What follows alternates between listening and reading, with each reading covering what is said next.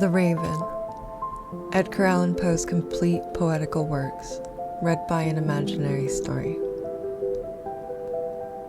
Once upon a midnight dreary, while I pondered, weak and weary, over many a quaint and curious volume of forgotten lore, while I nodded, nearly napping, suddenly there came a tapping, as of someone gently rapping at my chamber door. "'Tis some visitor," I muttered, tapping at my chamber door, only this and nothing more. Ah, distinctly I remembered it was in the bleak December, and each separate dying ember wrought its ghost upon the floor. Eagerly I wished the morrow, vainly I had sought to borrow from my books surcease of sorrow for the lost Lenore.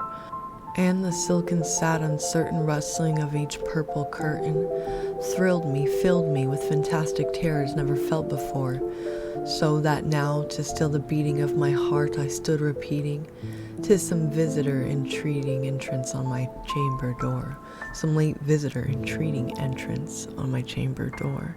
This is it, and nothing more." Presently my soul grew stronger, hesitating then no longer. "Sir," said I, "or madam, truly your forgiveness I implore. But the fact is I was napping, and so gently you came rapping, and so faintly you came tapping at my chamber door, that I scarce was sure I heard you." Here I opened wide the door. Darkness there, and nothing more. Deep into that darkness peering, long I stood there, wondering, fearing, doubting, dreaming dreams no mortals ever dared to dream before. But the silence was unbroken, and the darkness gave no token, and the only word there spoken was the whispered word, "Lenore." This I whispered, and an echo murmured back the word "Lenore." Merely this and nothing more. Back into the chamber turning, all my soul within me burning, soon I heard again a tapping somewhat louder than before. "Surely," said I, "surely that is something at my window lattice. Let me see then what thereat is, and this mystery explore. Let my heart be still a moment, and this mystery explore. 'Tis the wind and nothing more." Open here I flung the shutter, when with many a flirt and flutter in there stepped the stately raven of the saintly days of yore. Not the least obeisance made he, not an instant stopper stayed he, but with mine of lord or lady perched above my chamber door, perched upon a bust of Pallas just above my chamber door, perched and sat, and nothing more. Then this ebony bird beguiling my sad fancy into smiling, by the grave and stern decorum of the countenance it wore. "Though thy crest be shorn and shaven, thou," I said, "art sure no craven. Ghastly, grim, and ancient raven, wandering from the nightly shore, tell me what thy lordly name is on the night's Plutonian shore." Quoth the raven, "Nevermore." Much I marveled this ungainly fowl to hear discourse so plainly, though its answer little meaning, little relevancy bore. For we cannot help agreeing that no living human being ever yet was blessed with seeing bird above his chamber door. Bird or beast upon the sculptured bust above his chamber door, with such a name as Nevermore. But the raven sitting lonely on that placid bust spoke only that one word, as if his soul in that one word he did outpour. Nothing further than he uttered, not a feather then he fluttered, till I scarcely more than muttered, "Other friends have flown before. On the morrow he will leave me, as my hopes have flown before." Then the bird said, "Nevermore." Startled at the stillness broken by reply so aptly spoken, "Doubtless," said I, "what it utters is its only stock and store, caught from some unhappy master, whom unmerciful disaster followed fast and followed faster, till his songs one burden bore, till the dirges of his hope this melancholy burden bore, of never, nevermore."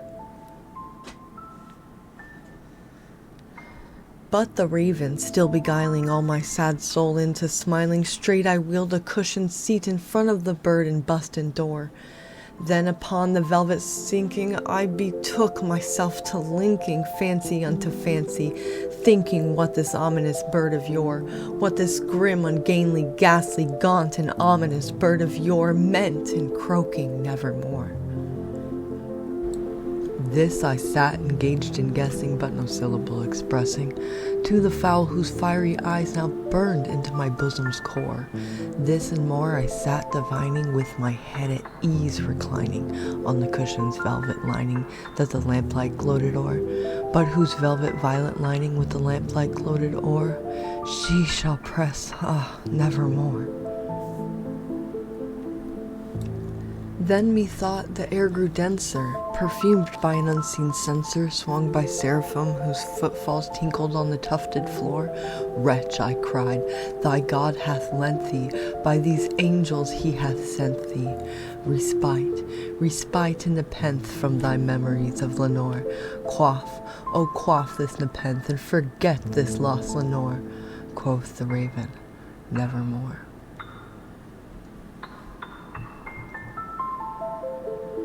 Prophet, said I, thing of devil, prophet still if bird or devil, whether tempter sent or whether tempest tossed thee here ashore.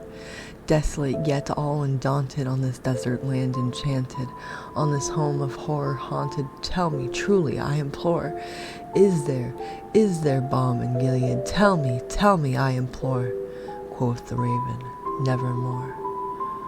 Prophet, said I, thing of evil, prophet still, if bird or devil, by that heaven that bends above us, by that God we both adore, tell his soul with sorrow laden, if within the distant Aidenn it shall clasp a sainted maiden whom the angels name Lenore. Clasp a rare and radiant maiden whom the angels name Lenore. Quoth the raven, nevermore.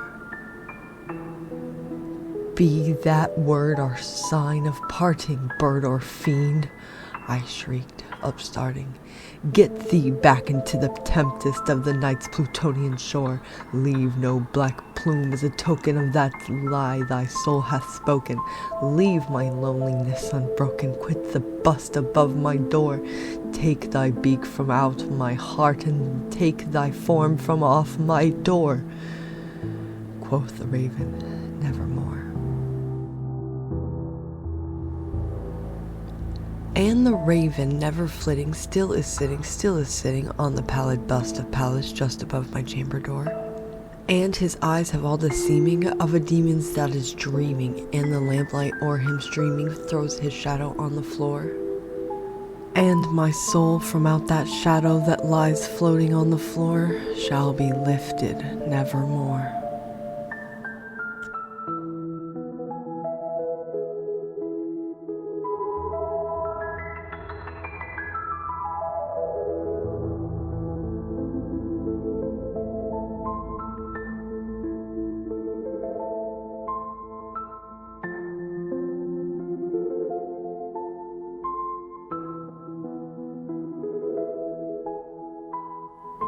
Thank you for listening to my audiobook. Published in 2024, October. Imaginary Story.